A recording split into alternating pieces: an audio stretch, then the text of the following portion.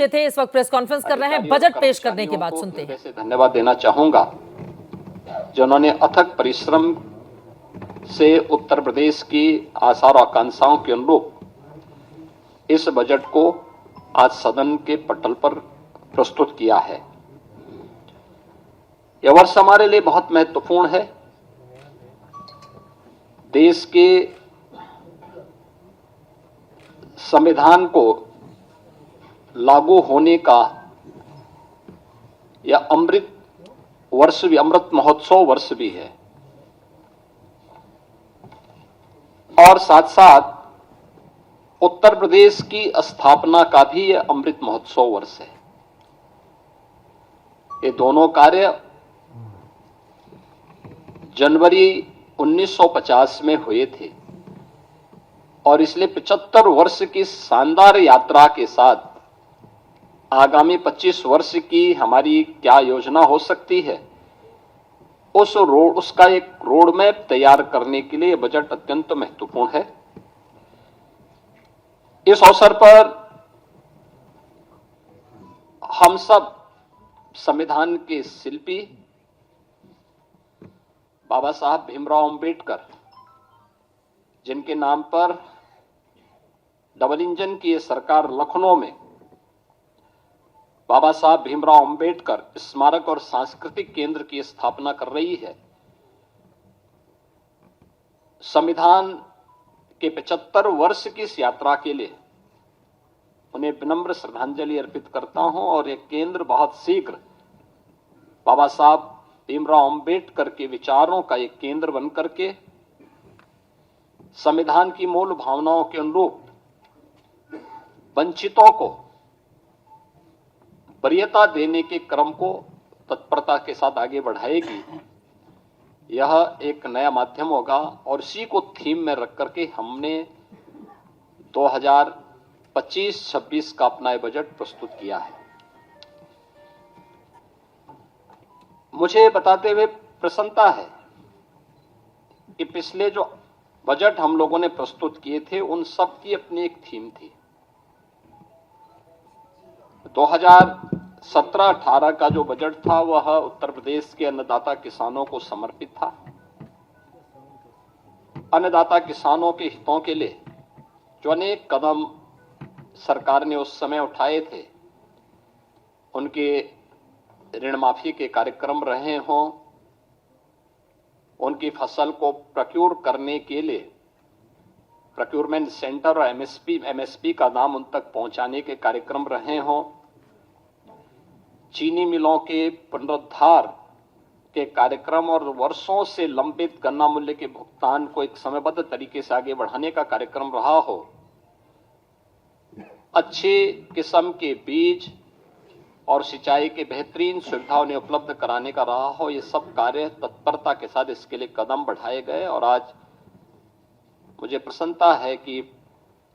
Double engine की Bharatiya Janata party की सरकार के द्वारा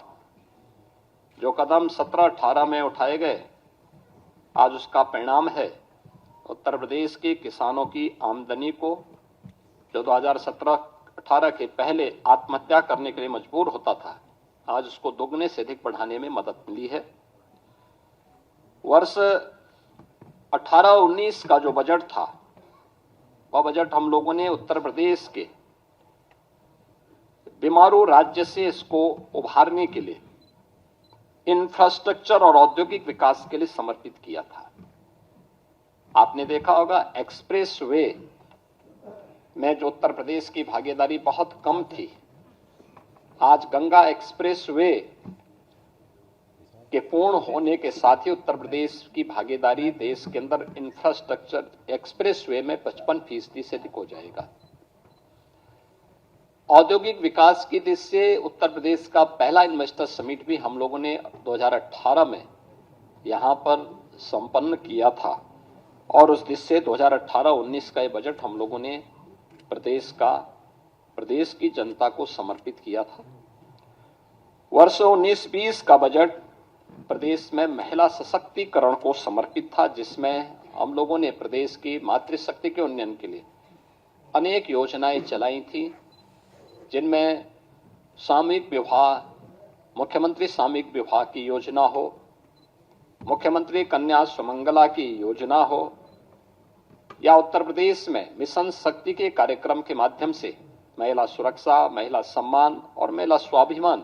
स्वावलंबन, इन कार्यक्रमों को प्राथमिकता के आधार पर आगे बढ़ाने के साथ ही उत्तर प्रदेश के पुलिस बल में महिलाओं की भर्ती को 20% अनिवार्य करने के कार्यक्रम को प्राथमिकता देते हुए आगे बढ़ाने का कार्यक्रम यह महिला सशक्तिकरण के लिए उठाए गए कदमों का परिणाम था। वर्ष 2020-21 का बजट हम लोगों ने उत्तर प्रदेश के युवाओं को और उनके लिए अधिक से अधिक एम्प्लॉयमेंट बढ़ाने के लिए समर्पित किया था और इसमें 2 करोड़ युवाओं को टैबलेट और स्मार्टफोन के माध्यम से तकनीकी दृष्टि से सक्षम बनाने के कार्यक्रम को आगे बढ़ाने, अनेक अन्य कार्यक्रमों को इस दृष्टि से हम लोगों ने प्रदेश की जनता जनार्दन के लिए समर्पित, युवाओं को समर्पित किया था। 2021-22 का जो बजट था हमारी सरकार का, वह स्वावलंबन से सशक्तिकरण की ओर था। एमएसएमई की योजनाओं के माध्यम से प्रदेश के परंपरागत जो उत्पाद थे उनको प्राथमिकता देते हुए स्वावलंबन के माध्यम से आत्मनिर्भरता के लक्ष्य को प्राप्त करने की दिशा में और उसके माध्यम से सशक्तिकरण के लक्ष्य को आगे बढ़ाते हुए कार्य किया गया था। 2022-23 का बजट अंत्योदय से आत्मनिर्भरता की दिशा में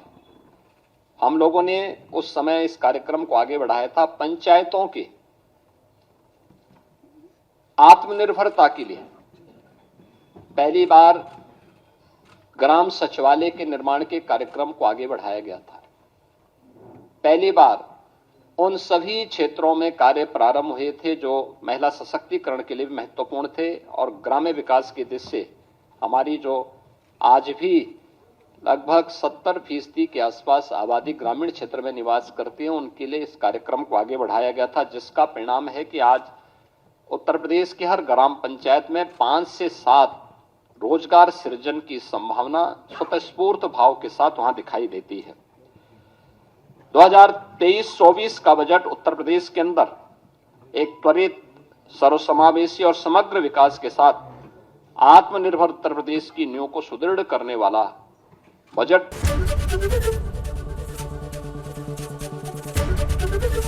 एबीपी गंगा, खबर आपकी, जुबान आपकी।